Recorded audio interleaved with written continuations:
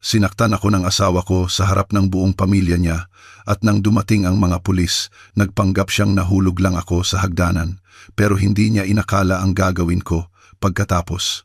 Bago ako magsimula, sabihin mo sa akin sa mga komento kung saang lungsod ka nakikinig. Gusto kong malaman kung hanggang saan na nakarating ang kuwentong ito. Ngayon, ihanda mo ang iyong sarili na malaman ang isang katotohanang maraming itinatago, ngunit hindi dapat kailanman manatiling tahimik. Sabi nila, ang tunay na pag-ibig ay hindi sumisigaw, hindi nananakit, hindi yumuyurak. Pero para kay Camila, tinuruan siya ng pag-ibig na matakot ipikit ang kanyang mga mata sa gabi dahil mas malala pa ang pagmulat sa kinabukasan. Si Camila Reyes ay 32 taong gulang, na may mga matang hindi tugma sa kanyang batang mukha. Mayroong isang bagay sa kanya na hindi madaling ilarawan, na parabang ang kislap ng kanyang mga mata ay nakakulong sa likod ng isang pintong hindi kailanman lubusang nabubuksan. Maganda siya, pero hindi isang gandang bulgar o mapang-akit, kundi isang gandang nagpapahiwatig ng kabaitan, isang gandang nagpapbulpyan sa mga mas gusto ang mababaw. At kahit na ganoon, para sa mundo, siya ang perpektong asawa, edukada, mahinhin, laging maayos manamit, laging may kontroladong ngiti. Ang asawa ng prestihiyosong abogadong si Sebastian de Villa. Nakatira si Camila sa isang malaking mansyon sa isang eksklusibong subdivision sa Makati na may malalaking bintanang nakatanaw sa isang luntiang hardin, isang lugar kung saan prioridad ang anyo. Mula sa labas, lahat ay tila perpekto. Isang mayamang pamilya, isang matatag na pagsasama, isang magandang batang babae na nagngangalang Lucia, at isang biyenan na may asta ng reyna, si Doña Elvira de Villa. Ang apelyido pa lang, sapat na. Ang pamilyang de Villa ay kilala sa buong syudad dahil sa kanilang mga koneksyon sa politika, lumang yaman at kayabangang nakabalat kayo bilang pagiging sosyal. Gumigising si Camila araw-araw tuwing 6:00 ng umaga. Si Lucia, ang kanyang 6 na taong gulang na anak, ay madalas na tumatakbo papasok sa kuwarto para gisingin siya ng mga halik. Hindi naiiba ang umagang iyon. "Mami, laro po tayo ng baking?" tanong ng bata habang umaakyat sa kama. Niyakap siya ni Camila ng mahigpit na may mainit na ngiti na nagtatago ng higit pa sa pagod. "Naku, hindi muna ngayon, anak. Ngayon ang dinner natin kasama ang pamilya ni Daddy. Naaalala mo ba?" Sumimangot si Lucia. Pagkatapos ay bumaba sa kama at tumakbo papunta sa kusina. Si Manang Rosa, ang kanilang kasambahay, ay naghahanda na ng almusal, isang matandang babae na may magaspang na kamay dahil sa mga taon at karanasan at mga matang mas marami nang nakita kaysa sa nararapat. Darating silang lahat ngayon, bulong ni Manang Rosa habang nagsasalin ng kape. Tumango si Camila. Alam na niya kung ano ang ibig sabihin niyon. Ngayon, kailangan niyang maging perpekto. Ngayon, hindi siya maaaring umiyak. Ngayon, dapat siyang maging huwarang asawa. Hindi nagpakita si Sebastian hanggang 9:00, gaya ng dati. Bumaba siya ng hagdanan habang may kausap sa telepono, nakakunot ang noo at may ekspresyong tila permanente na. Impeccable ang kanyang suot, isang dark gray na suit, navy blue na kurbata, at isang mamahaling pabango na bumabalot sa buong bahay sa tuwing siya'y dumadaan. Nang ibaba niya ang telepono, tiningnan niya si Camila nang walang imik. Nagsalin siya ng kape, umupo at binasa ang diaryo. "Anong menu ang inihanda mo para mamaya?" tanong niya nang hindi inaalis ang tingin sa binabasa. "Relenong manok na may truffle puree, yung paborito mo, at gagawa si Manang Rosa ng almond sans rival." Tumango si Sebastian. Pagkatapos ay tiningnan niya si Camila, ngunit hindi nang may pagmamahal. Sinuri niya ito mula ulo hanggang paa. "Magpalit ka ng damit. Hindi bagay sa'yo yan. Mukha kang namamaga." Yumuko si Camila. Nagtiimbagang si Manang Rosa, ngunit walang sinabi. Natuto na siyang manahimik. Lahat sa bahay na iyon ay ganoon. "Sige," sagot ni Camila. "Magpapalit ako." Si Lucia, nakararating lang na may hawak na drawing, ay natigilan. Pinagmamasdan niya ang kanyang ama na may halong respeto at takot. Hindi siya kailanman sinasaktan ni Sebastian, ngunit ang presensya nito ay mas matindi pa sa isang sigaw. Tingnan mo, Daddy. Dinrawing kita ng leon. Sabi ng bata ng may sigla. Kinuha ni Sebastian ang drawing gamit ang dalawang daliri. Bahagya itong tiningnan at ipinatong sa mesa. Mamaya ko natitingnan. Hindi ngayon. Yumuko si Lucia, tulad ng kanyang ina. Lumapit si Camila, niyakap siya. Ang ganda, anak. Ididikit natin sa ref, ha? Tumayo si Sebastian. Bago umalis, binitiwan niya ang isang huling pangungusap. Tandaan mong ngumiti mamaya. Ayoko ng malungkot na mukha sa harap ng mga bisita ko. Sumara ang pinto. Nanatiling tahimik si Camila ng ilang segundo. Pagkatapos ay lumingon siya kay Manang Rosa. Puwede mo bang bantayan muna si Lucia? Kailangan kong mapag-isa. Nagkulong siya sa kanyang silid. Nilock ang pinto. Umupo sa harap ng salamin at tiningnan ang kanyang mukha, ang mga maitim na bilog sa ilalim ng mata, ang makeup na hindi na kayang itago ang mga ito. Hinubad niya ang damit at doon, sa kanyang mga tadyang, ang mga markang hindi kailanman ipinapakita hindi bago, ngunit hindi rin ganoon kaluma. Hindi siya umiyak. Hindi na siya madaling umiyak. Huminga lang siya ng malalim at may isinulat sa isang papel na maingat niyang tiniklop.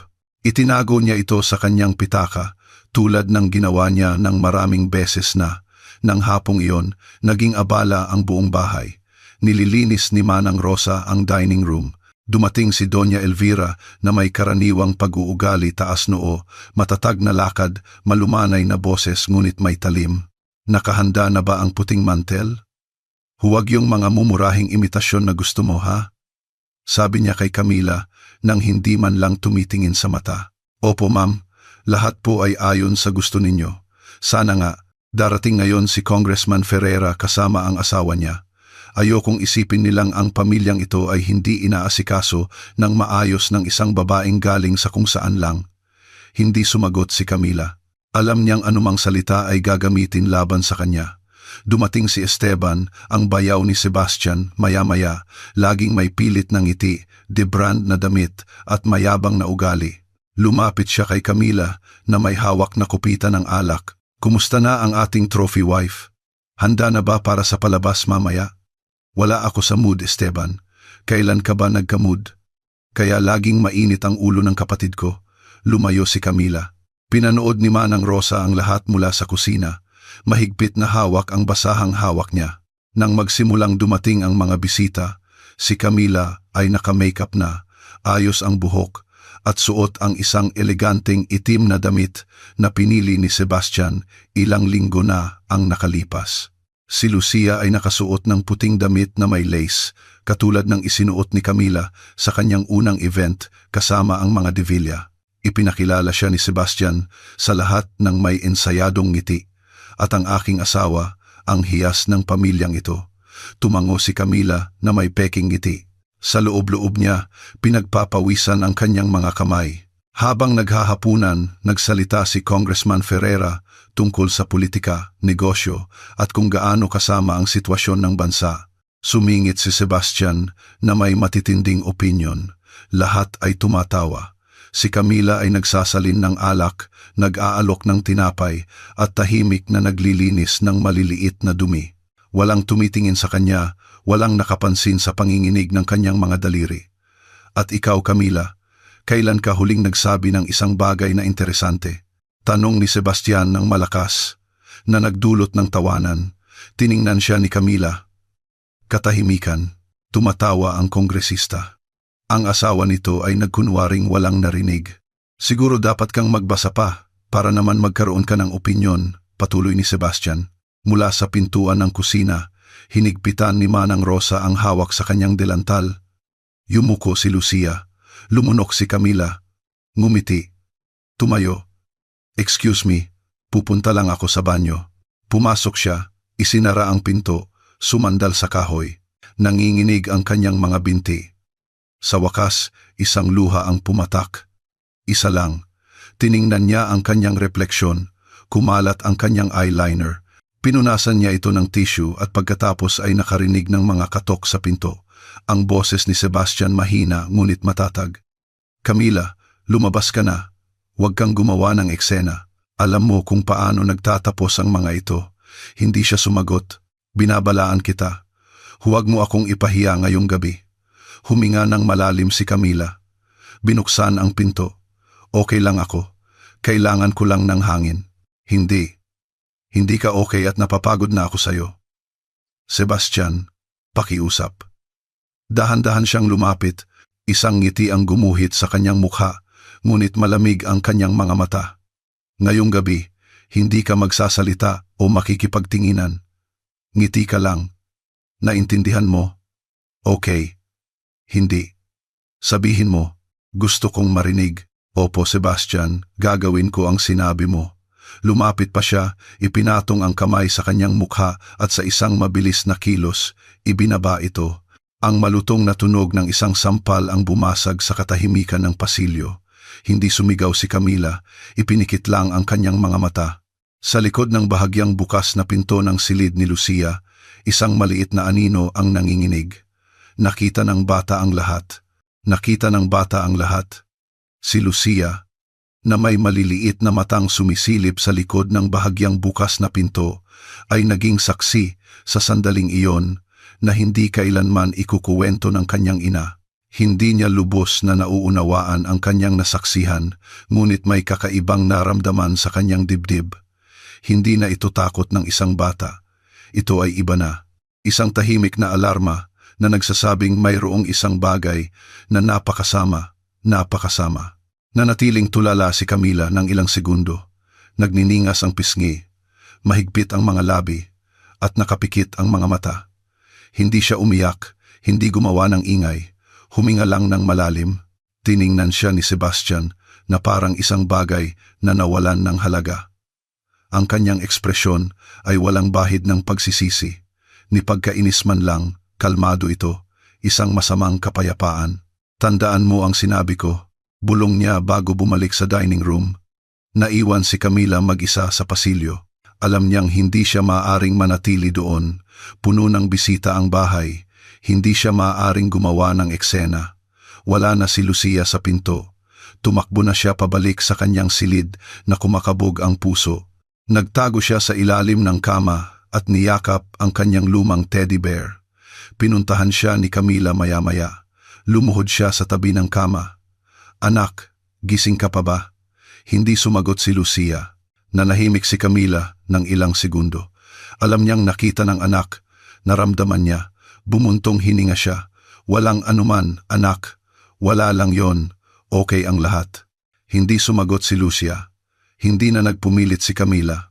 Tumayo siya, tiningnan ang sarili sa salamin. Nagsisimula ng mangitim ang pulang pisngi. Kinuha niya ang foundation at maingat na tinakpan ang marka. Pagkatapos ay huminga siya ng malalim at lumabas ng silid. Dapat magpatuloy ang palabas. Sa dining room, handa na ang lahat. Ang mahabang mesa na gawa sa mahogani ay kumikinang sa ilalim ng mainit na ilaw mula sa kisame.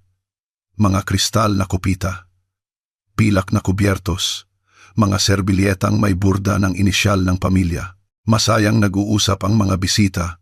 Ang background music ay malambing, elegante, malayo. Naglakad si Camila papunta sa kanyang upuan. Walang nakapansin sa kanyang pagkawala o pinili nilang huwag pansinin. Bumalik na si Sebastian sa kanyang papel bilang isang kaakit-akit na host. Nagsasalita si Doña Elvira sa isang pino na tono tungkol sa isang bagong social club. Tumatawa si Esteban na may hawak na kupita, nagkukuwento ng mga anekdotang kaduda-duda. Ayan na pala ang ating bida, komento ni Esteban nang umupo si Camila. Okay ka lang, hipag? Okay lang, sagot niya nang hindi tumitingin. Sa sandaling iyon, tumayo si Sebastian at nagsalita ng may matatag ngunit magalang na boses. Mga minamahal na kaibigan, ang hapunan na ito ay para pasalamatan kayo sa inyong suporta, presensya at katapatan sa pamilyang De Villa. Ngayon, binubuo natin ang isang bagong kabanata na puno ng mga pagkakataon at mahahalagang alyansa. Pumalakpak ang lahat. Ang politika ay nasa hangin. Hindi ito isang hapunan ng pamilya. Ito ay isang hapunan ng mga maskara. isang eleganteng figura ang pumasok sa silid. Siya si Valerie Lim, isang investigative journalist at kolumnista para sa isang independent na media outlet. Walang nakaintindi kung bakit siya inimbitahan. Tiningnan lang siya ni Doña Elvira na may halong paghamak at pag-iingat. Tiningnan siya ni Camila ng may interes. Mayroong isang bagay sa babaeng iyon na nakakakuha ng pansin. Ang kanyang mga mata ay kalmado ngunit mapagmasid. Hindi siya bagay doon at alam niya iyon. Lumapit si Sebastian sa kanya. Valerie, welcome. Isang karangalan na makasama ka rito. Salamat Sebastian, isang karangalan din. Hindi ko inaasahan na makakatanggap ng ganito ka-eksklusibong imbitasyon. Well, laging maganda na malapit sa mga nagsusulat ng kasaysayan. Ngumiti si Valerie, ngunit ang kanyang tingin ay nalibot na ang buong silid. Huminto ito kay Camila nang mas matagal kaysa sa karaniwan. Pinagmasdan niya ang mukha nito, ang makeup, ang paninigas ng kanyang mga kilos. Wala siyang sinabi, ngunit isang alarma ang umilaw sa kanyang isipan. Nagpatuloy ang hapunan. Hindi gaanong kumakain si Camila. Hinihiwa lang niya ang maliliit na piraso at inililipat-lipat sa plato. Hindi pinalampas ni Esteban ang pagkakataon na magbitaw ng mga hindi komportableng komento. Camila, ano ang opinion mo sa bagong Justice Secretary? Ay, teka, nagbabasa ka ba ng diaryo? Nagtawanan ang mga nasa mesa. Ngumiti si Sebastian na may pagtatagumpay. Si Doña Elvira ay uminom lang ng kanyang alak. Hindi sumagot si Camila. Sumagot ka. Iginiit ni Sebastian na may mas mahinang boses ngunit puno ng lason. Huwag kang bastos. Wala akong nabuong opinyon, sabi niya sa wakas. Siyempre, gaya ng dati, pagtatapos ni Sebastian, bahagyang kumunot ang noo ni Valerie. Alam niya kung paano makita ang isang pattern. Nakita na niya ang ganitong dinamika dati. Ang karahasan ay hindi laging isang suntok. Minsan ito ay isang halakhak na amoy kapangyarihan. Tiningnan ni Doña Elvira si Valerie.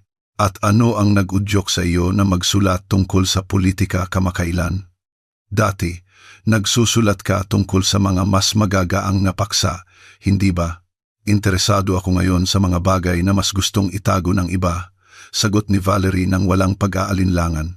Imbestigahan ang mga istrukturang nakatayo sa takot, mga sikreto ng makapangyarihang pamilya, mga ganoong bagay. Naging kapansin-pansin ang tensyon sa mesa. Isang tuyong tawa ang pinakawalan ni Sebastian.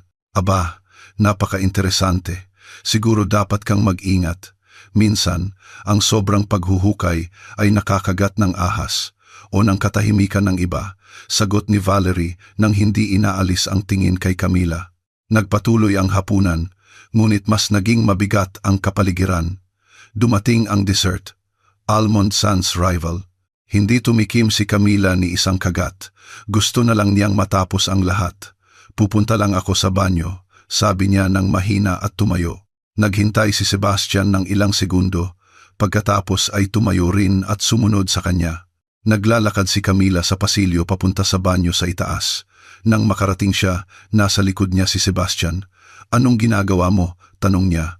Wala, kailangan ko lang ng hangin. Hindi ka magaling magsinungaling. Lumapit si Sebastian. Umatras siya. Hindi siya sinaktan, ngunit sapat na ang kanyang presensya. Huwag mong sirain ang gabing ito, sabi niya ng mahina. Hindi, sa harap ng lahat. Sapat na ang ginawa mo. Wala akong ginawa, sabi niya. Sinusubukang panatilihing matatag ang kanyang boses. Eksakto, wala, gaya ng dati. At sa isang malakas na tulak, itinumba niya si Camila sa sahig. Ang tunog ay mahina, ngunit sapat na para marinig ni Manang Rosa na dumadaan sa pasilyo na may dalang walang laman na tray. Huminto siya. Nakita niya si Camila sa sahig. Nakita niya si Sebastian na nakatayo. Walang sinabi. Yumuko lang at nagpatuloy sa paglalakad. Hindi sumigaw si Camila. Tumayo siyang mag-isa. Umalis si Sebastian na parang walang nangyari. Bumalik siya sa dining room ilang minuto pagkatapos. May maliit na dugo na dumadaloy mula sa kanyang tuhod, ngunit natatakpan ito ng kanyang mahabang damit. Walang nagtanong, walang nagkomento, walang natinag. Pinagmamasdan siya ni Valerie. Alam niyang may nangyari, ngunit hindi pa ito ang tamang oras. Hindi pa. Nang matapos ang hapunan, nagsimulang umalis ang mga bisita.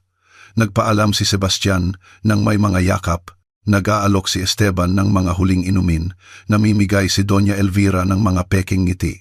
Lumapit si Valerie kay Camila bago umalis. Okay ka lang? Tanong niya ng mahina.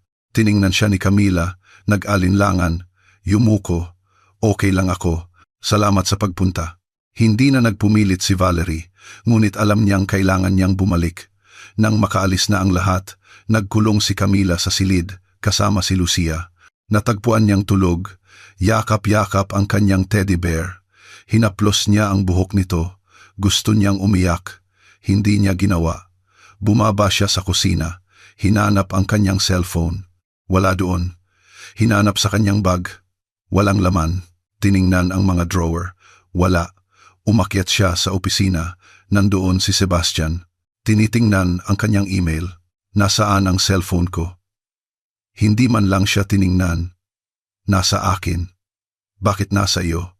Dahil mula ngayon, hindi mo na kakailanganin. Ayoko ng kalokohan, Camila. Kailangan kong makausap ang nanay ko. Nasulatan ko na siya. Sinabi kong busy ka. Walang tawag, walang text, walang iskandalo. Ibalik mo sa akin, pakiusap. Tumayo si Sebastian, isinara ang pinto, lumapit sa kanya. Kung isusumbong mo ako, mamamatay ka. Narinig mo ba ako? Umatras si Camila. Sumandal ang kanyang likod sa pader. Walang maniniwala sa iyo. Isa akong De Villa. Tiningnan niya siya sa mata. Ngayon, matulog ka na. May mga meeting ako bukas. Ayokong makita kang may maitim na bilog sa mata. Lumabas si Camila sa opisina ng walang imik. Umakyat siya sa hagdan na parang isang multo. Pumasok sa kanyang silid, isinara ang pinto, at sa pagkakataong ito, umiyak siya. Hindi siya sumigaw, hindi nanira ng gamit, niyakap lang niya ang sarili. Tahimik. Si Lucia, sa katabing silid, ay muling nagmulat ng mga mata. Hindi siya natutulog. Narinig niya ang lahat. 6 na taong gulang pa lang siya, ngunit naiintindihan na niya kung ano ang takot. At sa gabing iyon, may isang bagay sa loob niya na nabasag din. Hindi na pareho si Lucia. Nakasiksik sa kanyang kama, dilat ang mga mata sa dilim. Naunawaan ni Lucia na ang mundong madalas ilarawan ng kanyang ina bilang ligtas ay wala na. Ang bula kung saan siya naniniwalang protektado ay pumutok sa mahinang kalabog ng katawan ni Camila na bumagsak sa sahig at sa mga salita ng kanyang ama na puno ng banta, puot at kapangyarihan. Nagising si Camila sa madaling araw. Halos hindi siya nakatulog. Bawat kalamnan sa kanyang katawan ay masakit, ngunit hindi dahil sa mga bagong pasa. Mas matagal na ang sakit. Galing ito sa loob, parang isang patuloy na bigat sa kanyang dibdib na hindi nagpapahintulot sa kanya na huminga ng maluwag. Bumangon siya sa kama ng may hirap. Tahimik ang bahay. Bumaba siya ng hagdan ng walang sapin sa paa. Malamig ang mga paa at huminto sa gitna ng pasilyo. Ang orasan sa lobby ay nagmamarka ng 6:30. Sa oras na iyon, karaniwan nang nasa kusina si Manang Rosa, ngunit wala siyang naririnig na ingay o amoy ng bagong timplang kape. Ang katahimikang iyon ay isang babala. Naglakad siya papunta sa kusina at nakitang walang tao. Wala si Manang Rosa. Kinilabutan siya. Ilang taon na itong nasa bahay. Hindi ito kailanman nahuli. Lumabas si Camila sa hardin. Sa di kalayuan, nakita niya ang anyo ni Manang Rosa na nakaupo sa bangko sa tabi ng puno ng lemon. Suot niya ang kanyang delantal, ang mga kamay ay nasa kanyang kandungan at ang tingin ay malayo. Ayos lang po ba kayo? Tanong ni Camila mula sa pinto. Tiningnan siya ni Manang Rosa. May kakaiba sa kanyang mukha. May mga luha sa kanyang mga mata. Ngunit hindi bago. Tila pagod na pagod siya. Nag-resign na po ako, sabi niya ng mahina. Natigilan si Camila. Ano po? Bakit? Kasi hindi ko na po kaya. Ayoko nang patuloy na makita ang nakikita ko at manahimik sa dapat kong sabihin dahil isang bahagi ko ang namatay kagabi, Ma'am Camila, nang makita ko kung paano kanya itinulak at nang walang sinumang gumawa ng kahit ano, dahan-dahang lumapit si Camila. Umupo siya sa tabi niya. Hindi niyo po kailangang umalis. Kayo na lang po ang kumakapit sa akin dito. At kayo na lang po ang pumipigil sa akin na umalis. Pero may apo po ako, ma'am. At ayokong isipin niyang dapat manatili ang isang tao kung saan siya nasasaktan. Pagod na po ako at takot. Yumuko si Camila, hinawakan ang kanyang kamay. Salamat po sa lahat. Kung sakaling may mangyari, tutulungan niyo po ba ako? Tumango si Manang Rosa nang walang pag-aalinlangan. Opo, pero ipangako niyo sa akin na hindi niyo hihintaying huli na ang lahat. Bumalik si Camila sa loob ng bahay na may bagong pakiramdam, isang kakaibang halo ng lungkot at determinasyon. Tahimik siyang umakyat sa hagdanan. Pagdating sa pasilyo, huminto siya.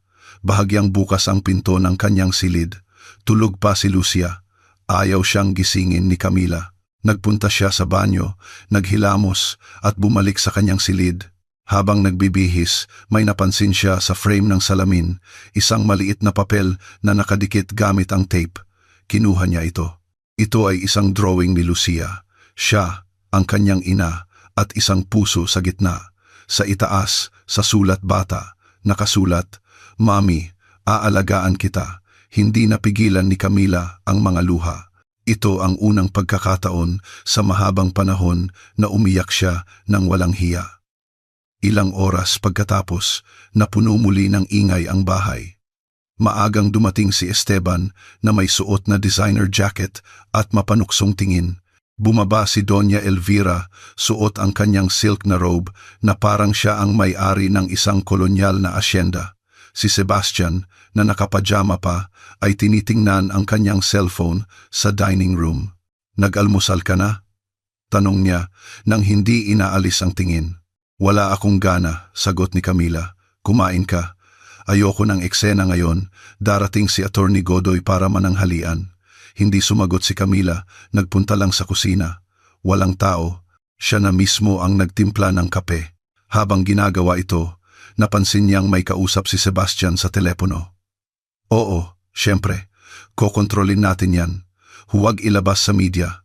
Walang ebidensya ang journalist na yon sa ngayon." Natigilan si Camila. Si Valerie. Pinag-uusapan nila si Valerie. Nakaramdam siya ng kirot sa kanyang tiyan at isang bagay pa, isang panloob na alarma, ang parehong alarma na matagal na niyang binabaliwala. Pagkalipas ng tanghali, ang bahay ay muling naging perpektong entablado para sa mga Devilla. Mahabang mesa, nakahanay na mga kupita, makikinang na kubyertos, lahat ay malinis. Si Camila, na nakasuot ng beige na damit, nakapusod ang buhok at may bahagyang makeup, ay bumaba ng hagdan na parang walang nangyari. Walang ni isang salita tungkol sa nakaraang gabi, walang pagbanggit sa drawing ni Lucia, walang sulyap sa puwang na iniwan ni Manang Rosa. Ang pananghalian ay isang pagkukunwari. Mga tawang hindi galing sa tiyan, mga malamig na usapan. Si Sebastian ay nagsasalita tungkol sa negosyo. Pinupuri ni Doña Elvira ang isang korap na politiko. Nagkukuwento si Esteban ng isang bastos na biro. Si Camila ay nagsasali ng alak, nagpuputol ng tinapay, namimigay ng serbilyeta. Ang lahat ay nanatiling pareho hanggang sa hindi na. Bandang 4:00 ng hapon, matapos umalis ang lahat, umakyat si Camila sa kanyang silid. Gusto niyang magpahinga. Nanghihina siya, nasusuka, at may bahagyang sakit sa tiyan na paulit-ulit na niyang nararamdaman nitong mga nakaraang linggo. Pumasok si Sebastian nang bigla nang hindi kumakatok. "Anong problema mo?" "Wala, pagod lang ako. Ayoko ng ganyang tono at ugali. Nagpapakamartir ka na naman. Hindi maganda ang pakiramdam ko. Puwede bang yun man lang?" Lumapit si Sebastian, hinawakan ang kanyang mukha gamit ang isang kamay, hindi nang may lambing, kundi nang may puwersa. Pinilit niya itong tumingin sa kanya. "Makinig ka. Kung may sino man, kahit sino, ang magtanong sa iyo tungkol sa atin, ngingiti ka. Naintindihan mo? Ano bang pinagsasabi mo? Pinuntahan ka ni Valerie kahapon. May sinabi ba siya sa iyo?" Umiling si Camila. "Wala siyang sinabi.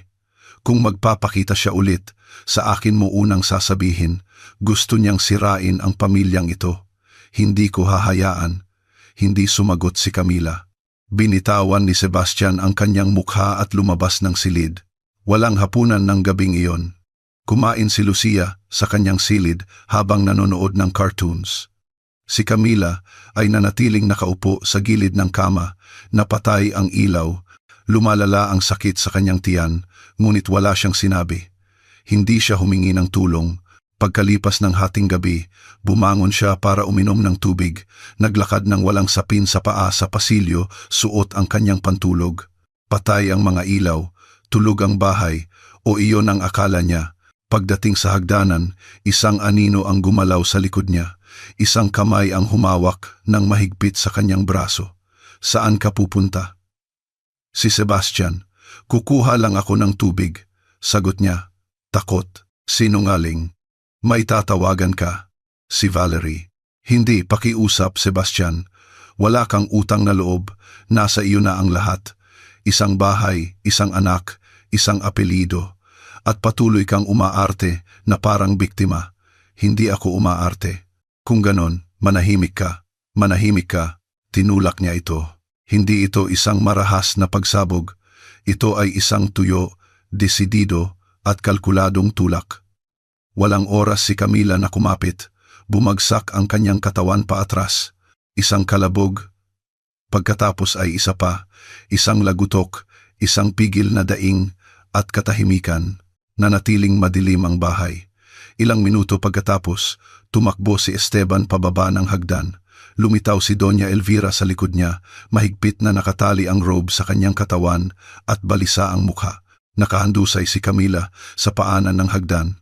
Dumudugo ang kanyang ulo, baluktot ang kanyang binti sa isang kakaibang paraan. Humihinga siya, ngunit mahina.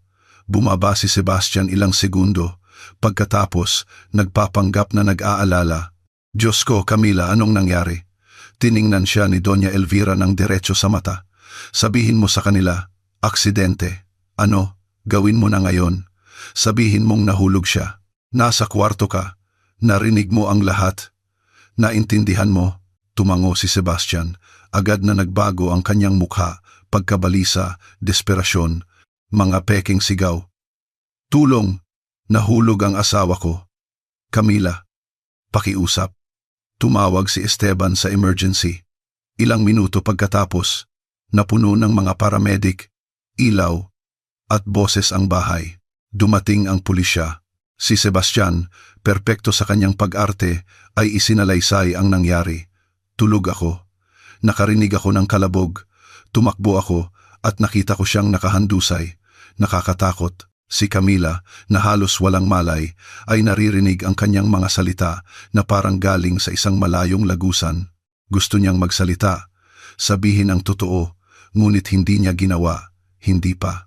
Dinala siya sa ospital. Doon, kinumpirma nila ang bali sa binti, isang bahagyang concussion at maraming pasa. Nanatili si Sebastian sa tabi niya, umiiyak sa publiko, hinahalikan ang kanyang noo. Walang pinaghihinalaan ang mga doktor, ang mga pulis din. Ang report ay naitala bilang isang aksidente sa bahay. Pagbalik sa bahay ilang araw pagkatapos, hindi na naglalakad ng mag-isa si Camila. Mayroon siyang saklay at mas durog ang kaluluwa kaysa dati. Ngunit ng gabing iyon, nang tulog na ang lahat, nagkulong siya sa kanyang silid, lumapit sa aparador, inalis ang mga damit, tinanggal ang maluwag na kahoy sa likod, at kinuha ang isang kulay abo na kahon na puno ng alikabok. Inilagay niya ito sa kama, binuksan. Sa loob ay may isang lumang tape recorder, isang lumang cellphone na basag ang screen, maraming USB drive, at isang kwaderno na may mga pangalang nakasulat sa asul na tinta. Hindi wasak si Camila, gising si Camila. At ngayon, may plano siya. Tiningnan ni Camila ang laman ng kahon na parang isang bombang hindi pa sumasabog. Bawat bagay na itinago niya roon sa loob ng maraming buwan ay may layunin. Ang tape recorder, na nakabalot sa isang panyo ni Lucia, ay ang parehong ginamit ni Manang Rosa para i-record ang mga usapan sa kusina nang hindi alam ni Sebastian. Ang lumang cellphone ay may mga video na lihim na kinunan, nakatago sa mga folder na may mga pangkaraniwang pangalan at ang kuwaderno. Ang kuwadernong iyon ay naglalaman ng isang listahan na sulat kamay na may mga inisyal, petsa, lugar, at mga pariralang siya lang ang nakakaintindi. Ang plano ay hindi isinilang sa isang gabi lang.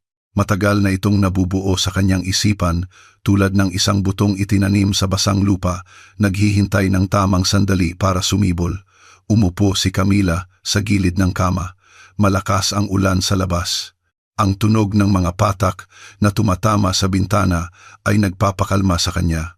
Mahimbing na natutulog si Lucia sa katabing silid, napapaligiran ng mga manika na sinusubukang protektahan siya mula sa isang mundong hindi nila naiintindihan. Kailangan ni Camila na walang hinala ang bata, na hindi na mas lalong madungisan ang kanyang pagkabata. Binuksan niya ang lumang cellphone. Matagal bago umilaw ang screen, lumitaw ang logo. Pagkatapos ay isang pag-vibrate. Puno ang internal memory. Pinatugtog niya ang isa sa mga video. Ito ay mula 2 buwan na ang nakalipas. Si Sebastian ay may kausap sa telepono mula sa kanyang opisina. Hindi napapansin na kinukunan siya ni Camila mula sa bahagyang bukas na pinto. Kahit ayaw niyang pumirma, takutin mo lang gamit ang bata. Ayos na. Yung tungkol sa ibang babae, itanggi lang natin gaya ng dati. Ipinaos ni Camila ang video, huminga ng malalim. Pagkatapos ay kinuha ang tape recorder at pinatugtog ang pinakabagong audio. Ito ay mula sa umaga pagkatapos siyang itulak sa hagdanan. Si Doña Elvira ay kausap si Sebastian. Kailangan mong kontrolin ang asawa mo. Muntik na yan kanina. Kung mamatay siya, wala nang paraan para pagtakpan yan. Hindi siya mamamatay. Wala siyang lakas ng loob. Mas mabuti na. Pinatay niya ang tape recorder. Bawat tunog, bawat salita ay tumatama sa kanya sa loob, ngunit ipinapaalala rin sa kanya kung bakit hindi siya maaaring huminto. Masyado nang matagal naghintay si Camila, masyadong nagtiwala, masyadong nanahimik, hindi na muli. Nang umagang iyon, matapos tiyakin na umalis na si Sebastian papunta sa kanyang opisina at wala si Doña Elvira sa bahay, hirap na naglakad si Camila papunta sa silid ng katulong. Doon, kung saan natutulog si Manang Rosa bago mag-resign, mayroong isang maliit na metal na kahon. Binuksan niya ito. Sa loob ay nakita niya ang isang asul na kuwaderno at isang lumang larawan ng 2 batang babae na magkayakap. Ang isa sa kanila ay si Andrea, ang kanyang kapitbahay. Ang isa pa, ang kanyang kapatid na si Monica. Namatay ito, 3 taon na, ang nakalipas, biktima ng feminicide.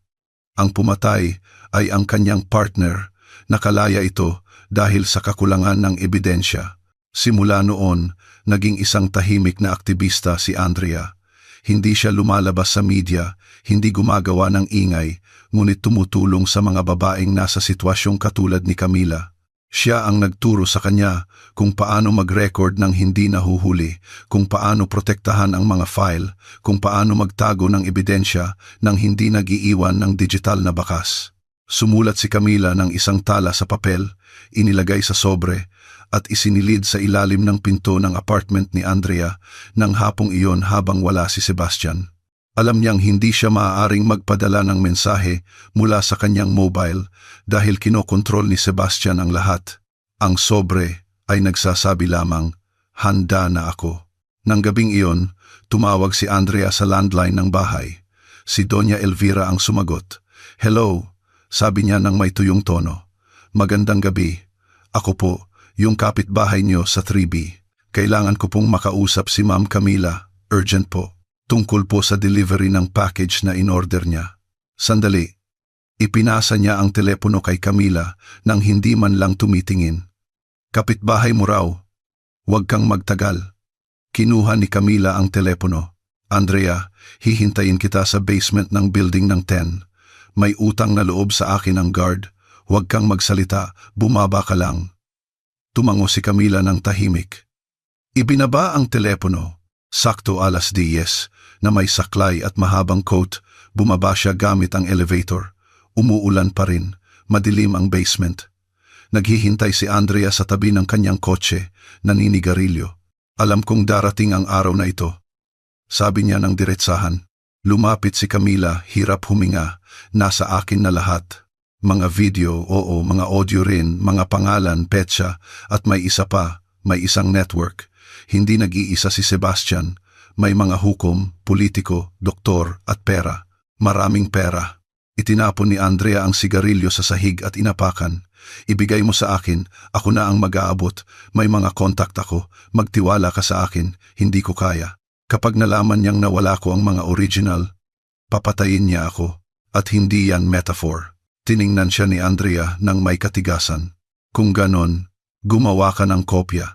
Itago mo ang mga original sa isang lugar na kahit ikaw ay hindi mo matatandaan, pero hindi mo maaaring dalhin lahat yan. Delikado. Tumango si Camila.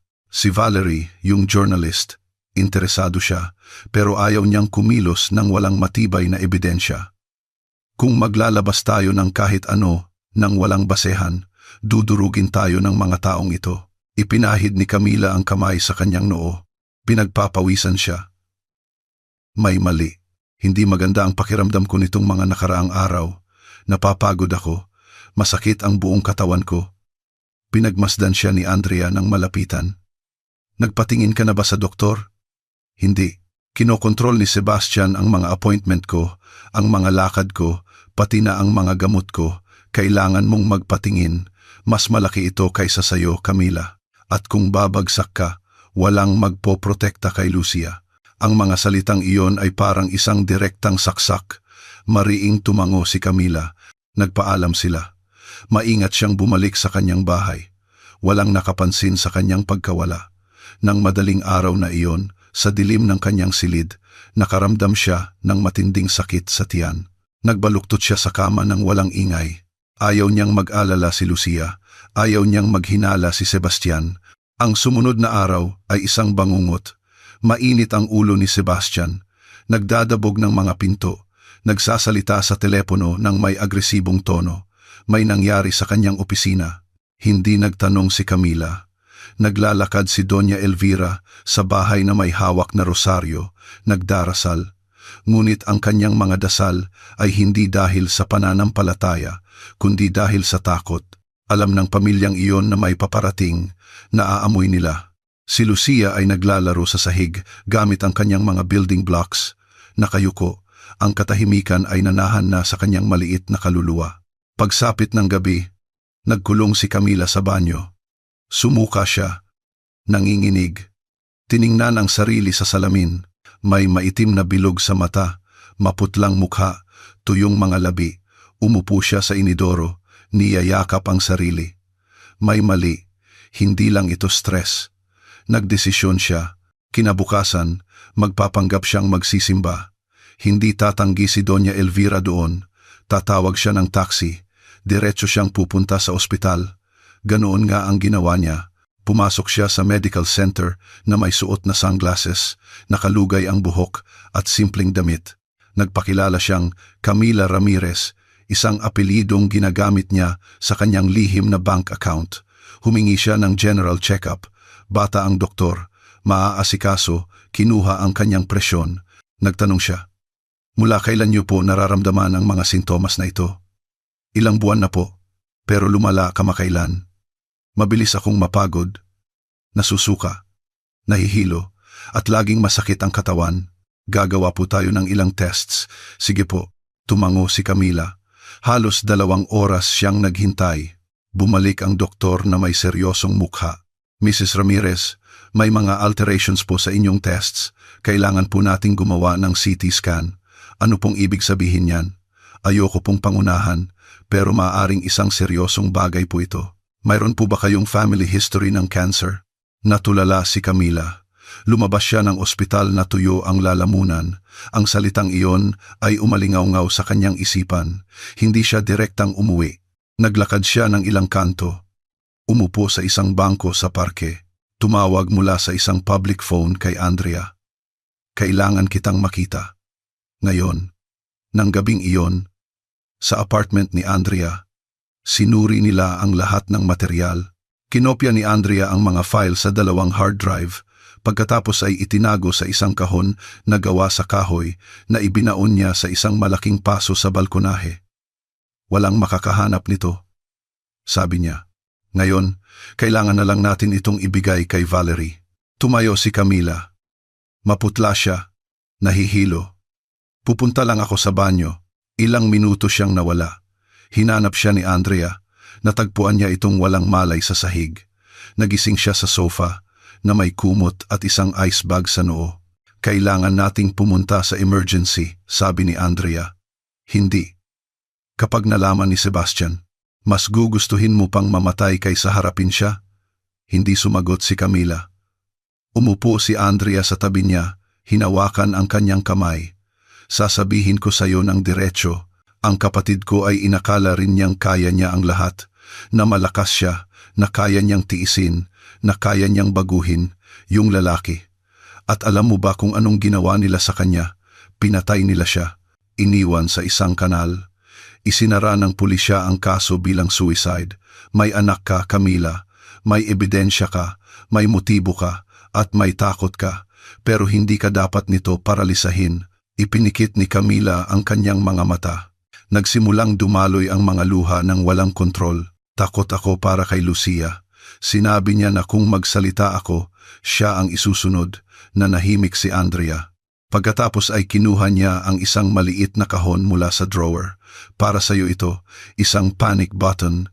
Isuot mo to na parang kuwintas. Kung pipindutin mo ito ng 3 segundo, magpapadala ito ng signal sa cellphone ko at kay Valerie, kahit nasaan ka pa. Kinuha ito ni Camila. Maliit ito. Mukhang isang ordinaryong alahas. Nang gabing iyon, umuwi siya. Wala si Doña Elvira. Wala rin si Sebastian. Tulog si Lucia. Payapa ang lahat. Bago matulog, tiningnan niya ang kanyang cellphone. May isang mensahe mula sa hindi kilalang numero. Sinasabi lang, kung patuloy kang magsalita, ang anak mo ang isusunod. Huminto ang kanyang puso ng 1 segundo. Tiningnan niya ang pasilyo. Tahimik ang lahat. Pinatay ni Camila ang cellphone. Nilock ang pinto. At sa unang pagkakataon sa mahabang panahon, natulog siyang may kutsilyo sa ilalim ng unan. Nagising si Camila sa madaling araw na parang natutunan ng kanyang katawan na ipagtanggol ang sarili kahit tulog. Ang una niyang ginawa ay kapain ang ilalim ng unan. Nandoon pa rin ang kutsilyo, isang maikling, panandaliang ginhawa. Bumangon siya nang walang ingay. Tulog pa si Lucia, yakap-yakap ang kanyang lumang teddy bear. Ang buong bahay ay tila nakabitin sa isang hindi komportableng katahimikan na parabang may nararamdamang malapit ng sumabog. Maagang umalis si Sebastian. Nasa kanyang silid si Doña Elvira. Sinamantala ni Camila ang pagkakataon na magkulong sa banyo at tingnan ang kanyang telepono. Binura niya ang anonymous na mensahe na nagbabanta sa kanya. Binasa niya ito sa huling pagkakataon bago tanggalin. Kung patuloy kang magsalita, ang anak mo ang isusunod. Hindi niya ito maaaring itago. Hindi niya maaaring ipagsapalaran na mahanap ito ni Sebastian, ngunit hindi niya rin ito maaaring kalimutan. Sin-memorize niya ito bawat letra. Sa parehong araw na iyon, sumulat si Andrea ng isang tala. May nahanap si Valerie. Sabi niya importante, "Puwede ka bang lumabas mamayang gabi?" Binasa ito ni Camila at sinunog sa lababo ng banyo ng mga bisita. Ang mga abo ay lumutang sandali bago mawala sa alulod. Natatakot siya, ngunit mas natatakot siyang hindi malaman kung ano ang natuklasan ni Valerie. Nang gabing iyon, gumawa siya ng dahilan. Sinabi niya kay Doña Elvira na mag-iiwan siya ng alay sa parokya para sa kalusugan ni Lucia. Binanggit niya ang Birhen. Si Doña Elvira, isang debotong mapamahiin, ay hindi na nagtanong. Nakipagkita si Camila kina Valerie at Andrea sa basement ng isang abandonadong gusali kung saan isang organisasyong walang pangalan ang nag-aalok ng tulong sa mga biktima sa ilalim ng mga protocol ng ganap na pagiging anonymous. Malabo ang ilaw. May mga metal na upuan at mga pader na natutuklap ang pintura. May mga papel, litrato at isang classified na file si Valerie sa mesa. Ihanda mo ang sarili mo, sabi niya, nang diretsahan. Hindi lang ito tungkol kay Sebastian, mas malaki ito at nagsisimula ito sa kapatid mo. Natigilan si Camila, nagbago ang kanyang mukha. Sakit, galit, pagkalito. Ang kapatid ko. Namatay siya ilang taon na ang nakalipas. Aksidente yon, umiling si Valerie. Hindi aksidente, medical negligence. Pero hindi basta-basta. Sa Devilla Clinic, binuksan ni Andrea ang isang folder. Sa loob ay may mga kopya ng mga email, mga manipulated na resibo, at isang internal report na pinirmahan ng isang doktor na pumanaw na. Dumating ang kapatid mo na may abdominal trauma. Kailangan niya ng agarang operasyon. Dapat ay inilipat siya sa emergency sa loob ng 20 minuto. Hinayaan nila siyang maghintay ng 4 na oras. Alam mo ba kung bakit? Camila. Umiling siya. May luha sa mga mata. Dahil abala sila sa pagtatakip ng isa pang iskandalo, ang lihim na abortion ng anak ni Judge Romero na dumating ng gabing iyon na may hemorrhage. Napahawak si Camila sa kanyang mukha. Hindi maaari. Nagtratrabaho na si Sebastian sa medical board noon. Siya ang nag-pressure para ideklarang organ failure ang pagkamatay. Pinatahimik nila ang mga doktor gamit ang pera. Ang iba ay sunod-sunod na pabor na. Namatay ang kapatid mo dahil isang taong may kapangyarihan ang nagpasya na mas mababa ang halaga ng kanyang buhay. Gumuho ang mundo ni Camila. Hindi lang siya pinagtaksilan bilang babae, bilang asawa, bilang ina. Ngayon, naiintindihan niyang nagsimula ang lahat bago pa man niya akalain at si Sebastian ay naging bahagi ng sakit ng kanyang pamilya mula pa sa simula. Ipinatong ni Andrea ang kamay sa kanyang balikat. Hindi ka nag-iisa. At ito ay simula pa lang. Nagpatuloy si Valerie. Ang hardinero ninyo, si Mang Jacinto, nagsalita na rin. Nirecord ko ang kanyang testimonya. Binigyan niya ako ng mga petsa, detalye, pati na ang mga pangalan ng ibang babae na nagtrabaho doon at umalis dahil sa takot.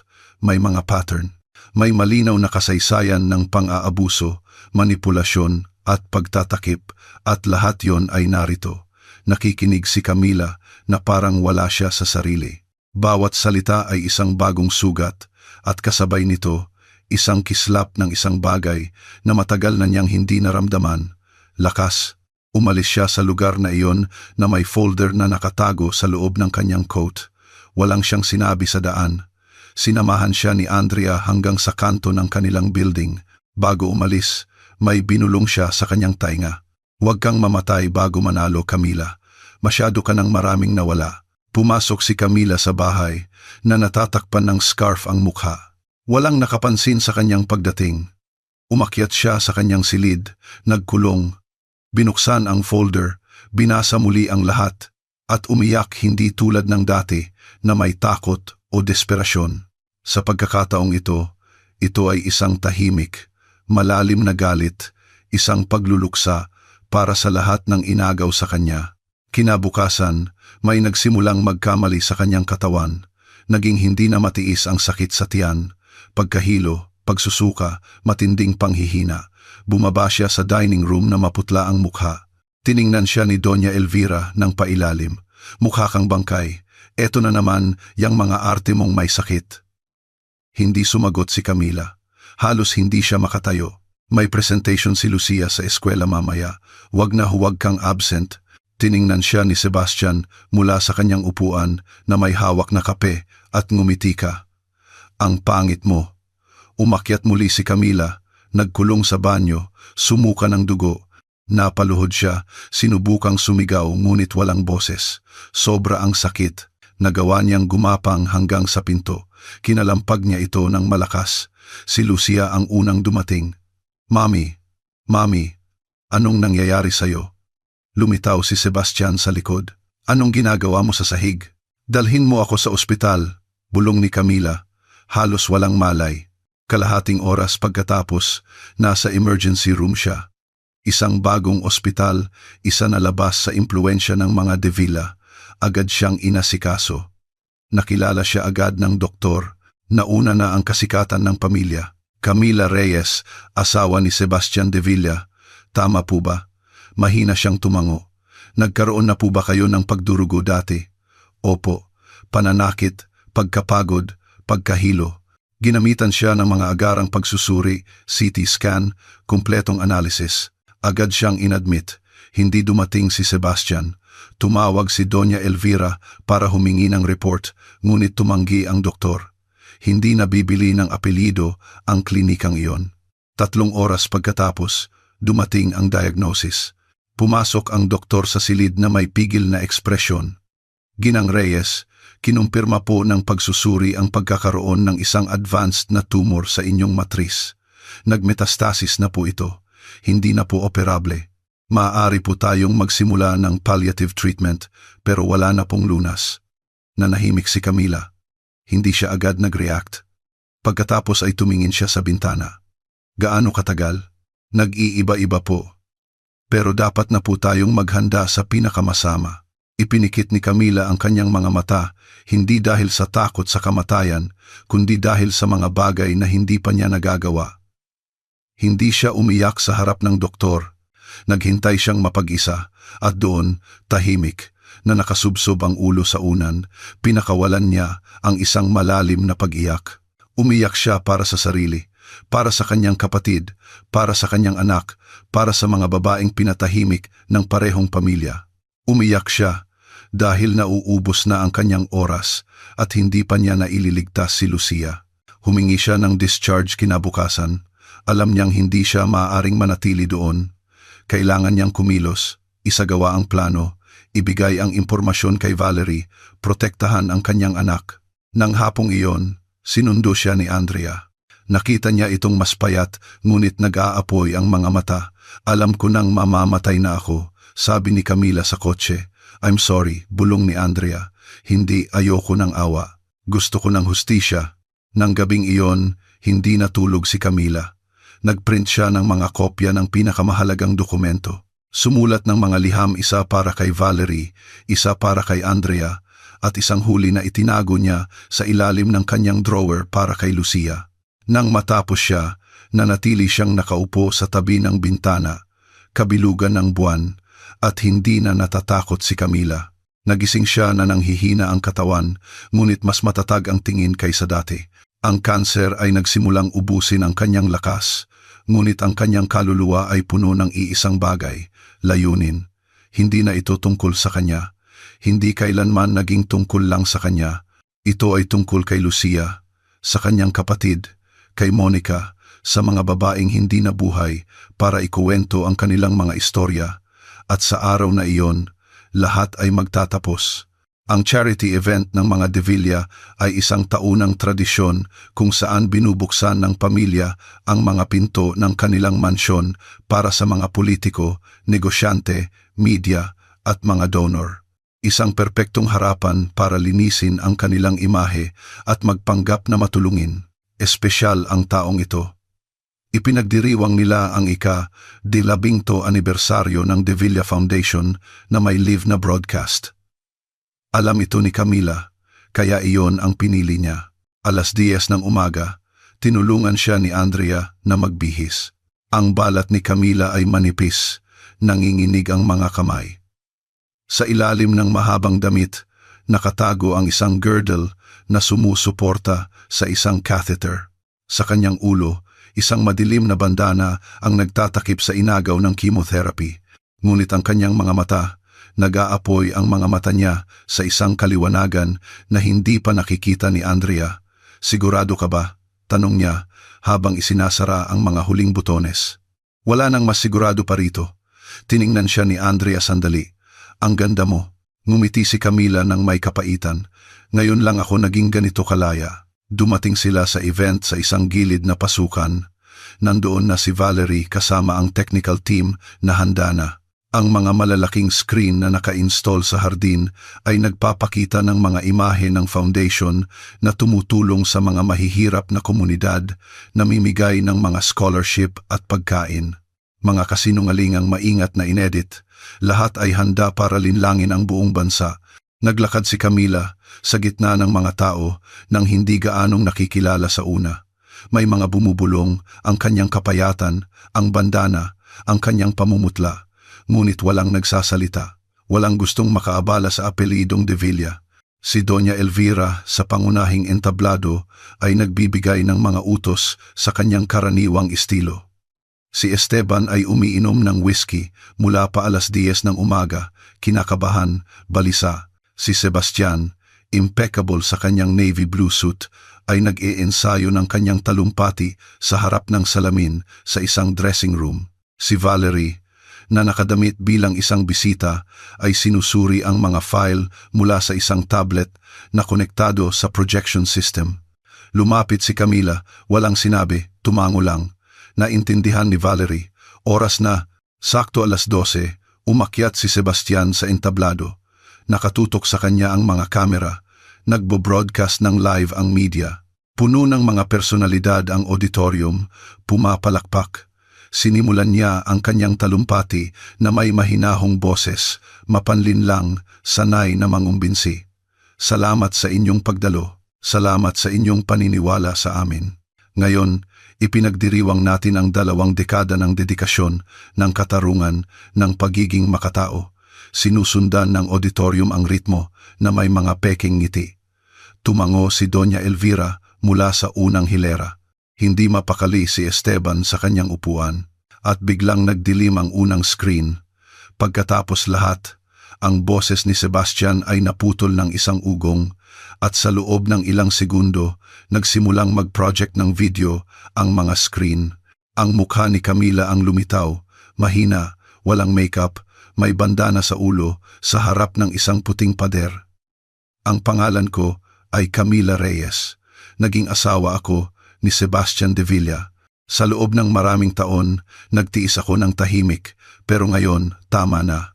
Isang malupit na katahimikan ang bumalot sa lugar. Ang lalaking ito na inyong pinapalakpakan ay sinaktan ako, binantaan, itinulak sa hagdanan, ninakaw ang aking boses at halos agawin ang aking anak, at hindi lang ako. Nagbago ang imahe. Mga audio, si Sebastian na nagmumura, sumisigaw, nagdadabog ng pinto. Pagkatapos ay mga testimonya ng mga dating kasambahay, si Manang Rosa, ang hardinerong si Mang Jacinto. Nakita ko po, sinasabi niya na kung magsalita siya, magsisisi siya. Yung ginang po ay parang multo na lang. Laging may luha sa mata. Isa pang recording, si Sebastian sa telepono. Siyempre kaya kong patahimikin yan. Kung magmamatigas siya, tapos ang kwento niya, walang maniniwala sa isang baliw. Nagsimulang magbulungan ang mga tao. May mga babaeng tumayo. Isang lalaki ang sumigaw. Tama na. Tumayo si Doña Elvira. Maputla. Kinuha ni Esteban ang kanyang cellphone. Bumaba si Sebastian mula sa entablado na balisa ang mukha. Patayin niyo yan, sigaw niya. Ngayon na, ngunit walang sumunod sa kanya.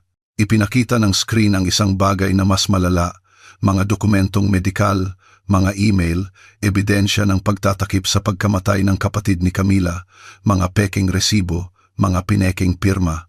Mula sa likod, si Valerie ay nag-stream ng lahat ng live sa social media. Sa loob ng ilang minuto, naging national trend ang kuwento. Ang katotohanan ay nakatakas na mula sa mga pader ng mansyon na iyon. Pumasok ang mga pulis sa pangunahing pinto. Sinubukang tumakas ni Sebastian sa likod, ngunit hinarang siya ni Valerie. Saan ka pupunta? Ngayon, hindi ka na makakatakbo. Sinubukan niyang itulak si Valerie, ngunit huli na ang lahat. Pinalibutan siya ng mga ahente. Pinusasan sa harap ng lahat. Isang kamera ang nakakuha ng eksaktong sandali. Sumisigaw si Sebastian, gawa-gawa lang yan, baliw siya, may cancer siya, mamamatay na yan. Lumitaw si Camila. Naglakad siya, inaalalayan ni Andrea, hanggang sa gitna ng hardin. Nagbigay daan ang mga tao. Nanatiling tahimik si Doña Elvira. Tinakpan ni Esteban ang kanyang mukha. Tumayo si Camila sa harap ni Sebastian, ilang metro ang layo. Oo, mamamatay na ako. Pero hindi ako aalis nang hindi nalalaman ng mundo kung sino ka. Ngayon, ang katahimikan ay mamamatay kasama ko. Hindi sumagot si Sebastian. Kinaladkad siya palabas. Bumagsak si Doña Elvira, hinimatay sa kanyang upuan. Inasikaso siya ng mga paramedic, ngunit hindi malala. Tumakbo si Esteban palabas. Tuliro. Nang gabing iyon, nagkulong siya sa kanyang apartment sa ika, 14 na palapag at hindi sumagot ng mga tawag. Nag-iwan siya ng isang sulat kamay na liham. Walang nakakaalam kung ano ang sinasabi nito. Kinabukasan, natagpuan ang kanyang katawan. Ang buong bansa ay pinag-uusapan si Camila, ang mga devila, ang mga kasinungalingan, ang kapangyarihan, ang pang-aabuso. Ang social media ay isang karagatan ng galit. Nagbahagi ng kanilang mga kwento ang mga babae. May mga lumitaw para magsumbong. Nang gabing iyon, umuwi si Camila. Halos hindi siya makatayo. Tumatakbong yumakap si Lucia. "Mami, nakita kita sa TV. Nakita mo ako?" "Opo. Sabi nyo, hindi na kayo takot. Ano na pong mangyayari ngayon?" Niyakap siya ni Camila ng mahigpit. Ngayon malaya ka na, anak." Tinulungan siya ni Andrea na umakyat sa hagdan. Pagdating sa silid, hinimatay si Camila. Hindi na tumutugon ang kanyang katawan. Dinala siya sa ospital. Emergency, blood transfusion, morphine. Isang salita na lang ang natira. Terminal. Ngunit ang kanyang kaluluwa ay payapa. Mayroon pa siyang huling habilin at iyon ay nakasulat na. Inihanda ni Camila ang lahat nang may katumpakan ng isang taong alam na wala nang balikan. Ginawa niya ito nang walang drama, walang maingay na paalam, kundi may determinasyon. Bawat araw na lumilipas, nararamdaman niyang bumibigay ang kanyang katawan, ngunit ang kanyang espiritu ay nananatiling matatag. Naunawaan niya ito ng malinaw. Ang kanyang kuwento ay hindi maaaring magtapos sa kanya. Hindi habang may mga batang tulad ni Lucia, mga babaeng tulad ni Andrea, o mga kuwentong tulad ng sa kanyang kapatid na nananatiling nakakulong sa limot. Sa mga sumunod na araw pagkatapos ng event na nagpabagsak sa apelidong De Villa, na puno ng isang tanong ang social media, ang media at ang mga lansangan, sino nga ba talaga si Camila Reyes? At ang sagot ay lalong nagiging malinaw. Hindi isang biktima, hindi isang talunang babae, hindi isa lang sa marami. Si Camila ang punto ng pagbabago. Habang nananatili siyang nakakonfine, walang tigil na nagtatrabaho sina Andrea at Valerie. Ang kanlungan na pinangarap ni Camila na buuin ay mayroon ng mga pader, bubong at pangalan, Tahanang Camila. Hindi ito isang charity center. Ito ay isang lugar ng muling pagbubuo, isang espasyo kung saan ang salitang kalinga ay mangangahulugan ng higit pa sa malinis na pader at pagkain. Ito ay magiging kasing kahulugan ng respeto, seguridad at pag-asa. Madalas na tahimik si Camila. Natutulog siya ng paunti-unti, humihinga sa tulong ng isang makina, ngunit sa tuwing mayroon siyang lakas, humihingi siya ng lapis at papel. Patuloy siyang sumusulat ng mga liham, mga ideya, mga parirala. Nag-record siya ng mga mensahe sa video sa tulong ni Valerie. Gusto niyang mag-iwan ng mga butil sa iba't ibang kamay para ang kanyang laban ay hindi umasa sa iisang tao. Araw-araw siyang binibisita ni Lucia. Hindi sila nag-uusap tungkol sa sakit, hindi tungkol sa mga paalam. Tungkol lang sa maliliit na bagay, mga bulaklak, kulay, hayop, panahon, mga librong babasahin niya paglaki. Hindi kailanman hinayaan ni Camila na makita ng bata ang kanyang paghina bilang isang trahedya, kundi bilang bahagi lamang ng paglalakbay. Isang hapon, humiling si Camila na dalhan siya ng puting bandana. Ibinigay ito ni Andrea nang walang tanong. "Gusto mo ba ito? May maliliit na bulaklak." Tumango si Camila. "Gusto ko itong isuot bukas. Para sa huling recording." Tiningnan siya ni Andrea na may luhang mata. "Sigurado ka bang kaya mo?" "Hindi ko maaaring iwanan ang mundong ito nang hindi sila kinakausap," sagot niya. Dumating si Valerie maya-maya. Nag-set up ng kamera sa harap ng kama. Inayos ang tripod. Ang natural na liwanag ay pumapasok sa bintana. Hiniling ni Camila na huwag siyang lagyan ng makeup. Gusto niyang magsalita ang kanyang mukha ng may katotohanan.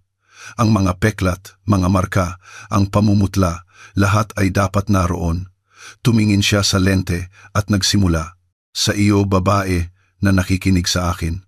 Sa iyo na marahil ay nakakaramdam ng takot, pag-aalinlangan, sakit. Gusto kong malaman mo na hindi ka nag-iisa. Naramdaman ko rin iyan ng matagal na panahon at nanahimik ako sa pag-aakalang poprotektahan ako ng katahimikan. Ngunit natutunan kong ang katahimikan ay isa ring hawla. Kaya nagpasya akong magsalita. At kahit paunti-unti nang nauubos ang oras ko sa mundong ito, gusto kong sabihin sa iyo ang isang bagay na hindi kailanman sinabi sa akin. Ang buhay mo, ang boses mo ay mahalaga. Ang kwento mo ay mahalaga.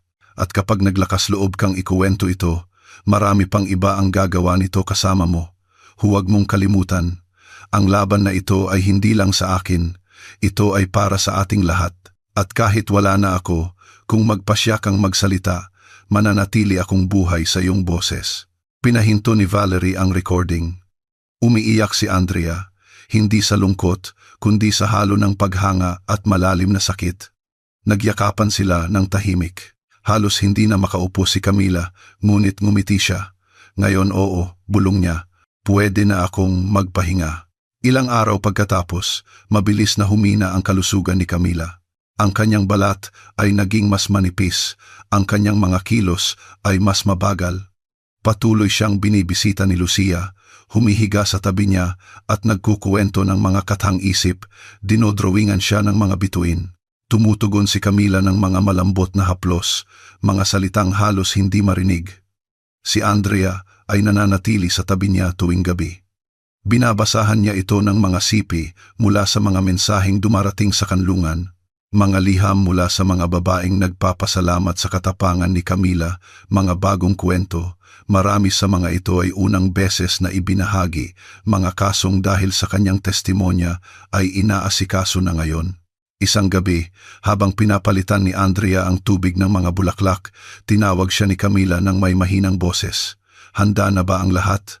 Oo, magbubukas ang kanlungan sa susunod na linggo. Inaayos ni Valerie ang seremonya. May plake na may pangalan mo at nandoon ang anak mo at si Lucia. Lahat ay maayos. Ang mga papeles, ang bagong eskwelahan, ang pamilyang pinili mo. Mabubuti sila, Camila. Totoong mabuti. Magiging proud ka. Ipinikit ni Camila ang kanyang mga mata sandali. Salamat sa pananatili hanggang sa huli. Umupo si Andrea sa tabi niya hanggang sa huli at higit pa. Dahil hindi ka aalis. Mananatili ka sa aming lahat. Iyon ang huli nilang mahabang pag-uusap. Sa madaling araw ng sumunod na araw, huminga si Camila ng mahinahon na parang may hinihintay, na parang alam niyang ito na ang huling beses na makikita niya ang pagsikat ng araw. Si Andrea, na nakatulog sa upuan, ay nagising nang maramdaman ang pagbabago sa kapaligiran. Minulat ni Camila ang kanyang mga mata, tumingin sa bintana. Pagkatapos ay kay Andrea. Alagaan mo siya, sabi niya. Lumapit si Andrea. Ipinapangako ko. Ngumiti si Camila. Ipinikit ang mga mata. Nag-relax ang kanyang katawan. Naglabas ng mahabang tunog ang monitor. Pumasok ang mga staff. Kinumpirma ang halata na. Huminto na ang puso ni Camila, ngunit hindi ang kanyang legado. Ang libing ay ayon sa kanyang hiling. Walang luho, walang mga walang lamang talumpati. Mga babae lang. Mahigit 500 ang nagmartsa ng tahimik na may mga kandila. Marami ang may suot na puting bandana. Ang ilan ay may mga karatula na may mga pariralang isinulat ni Camila. Ang iba ay may mga pangalan ng mga babaeng gusto ring pakinggan, ngunit hindi nabigyan ng pagkakataon. Naglakad si Lucia sa unahan. Hawak ang kamay ni Andrea. Hawak niya ang isang maliit na kahon na may mga abo ng kanyang ina. Pagdating sa gitna ng parke, inilagay niya ang urna sa isang bato, tulad ng nakasulat. Ibinigay sa kanya ni Valerie ang isang mikropono. Huminga ng malalim si Lucia. 7 taong gulang pa lang siya, ngunit hindi nanginginig ang kanyang boses. Tinuruan ako ng nanay ko na may mga bagay na hindi dapat itago, na ang katotohanan ay hindi kasing sakit ng takot. Hindi niya ako iniwanan ng pera, o alahas, o mga damit. Iniwanan niya ako ng isang bagay na mas mahalaga, ang lakas na huwag magpaapi. Kaya nandito ako dahil ang nanay ko ay hindi isang mahinang babae. Isa siyang bayani. At ang mga bayani ay hindi namamatay. Dumadami sila. Ang katahimikan ay binasag ng mga palakpak hindi ng pagdiriwang kundi ng pagkilala, ng respeto. Sa mga sumunod na araw, opisyal na nagbukas ang kanlungan. Inasikaso ang mga unang babaeng nasa mahirap na sitwasyon. Isang mural na may mukha ni Camila ang ipininta sa pasukan. Bawat kuwentong ikinukuwento doon ay isang bagong bersyon ng kanyang naranasan. At sa tuwing may isang babaeng naglalakas loob na magsalita, para bang humihinga muli si Camila, ang kuwento ay umabot sa international media. Naging bahagi ito ng mga dokumentaryo, mga debate sa mga parlamento, mga reforma sa mga batas ng proteksyon. Sa mga paaralan, ginamit ang kanyang testimonya bilang halimbawa ng katatagan. Sa social media, ang kanyang mukha ay kasama sa mga kampanya ng suporta. Lumaki si Lucia na alam kung sino ang kanyang ina. Hindi isang trahedyang figura, hindi isang martir, kundi isang tagabuo ng mga landas. Isang boses na tumangging manahimik, isang lakas na hindi napigilan ng sakit o takot. At kahit na nagpapahinga na ang kanyang katawan, ang kanyang laban ay nagsisimula pa lang dahil ang mga bayani ay hindi nawawala. Nagbabago lang sila ng anyo at dumadami sa mga naglalakas loob na magsalita. Araw-araw, libu-libong kababaihan ang humaharap sa mga sitwasyong naglalagay sa panganib ng kanilang kaligtasan at dignidad. Ang kuwentong ito ay hindi lamang isang salaysay, ito ay isang salamin ng maraming katotohanan. Naway hindi lamang ito maging isang alaala, kundi isang tulak para kumilos, kung saan ang isang babae ay naglakas loob na magsalita, isang kadena ng pagbabago ang isisilang. Ano ang masasabi mo sa kuwentong ito? Maraming tao, tulad ni Camila, ang dumaranas ng tahimik na mga laban araw-araw. Ang aming pag-asa ay umalingaw-ngaw din ang kanyang boses sa loob mo. Kung naantig ng kuwentong ito ang iyong puso, ibahagi mo ito. Hayaan mong maramdaman ng mas maraming tao na hindi sila nag-iisa. Maging bahagi ka ng pagbabago. Sabihin mo sa amin sa mga komento kung ano ang gagawin mo sa kanyang kalagayan. Mula sa ang lungsod ka nanonood. Ang pagbabasa sa inyo ay nagpaparamdam sa amin na mas malapit kami sa inyo. At kung hindi mo pa nagagawa, i-like, mag-subscribe, at i-activate ang bell. Bawat kilos mo ay isang senyales na dapat magpatuloy ang pagkukuwento ng mga ganitong istorya. Huwag ka munang umalis. Lumalabas na sa iyong screen ang aming susunod na nakaaantig na kuwento. Mag-click sa alinman sa mga ito at patuloy na tuklasin ang universo ng mga totoong nakaaantig at kinakailangang mga salaysay. Salamat sa iyong pagdalo. Salamat sa iyong pakikiramdam. Isang mahigpit na yakap, nasaan ka man. Magkita-kita tayo sa susunod na kwento.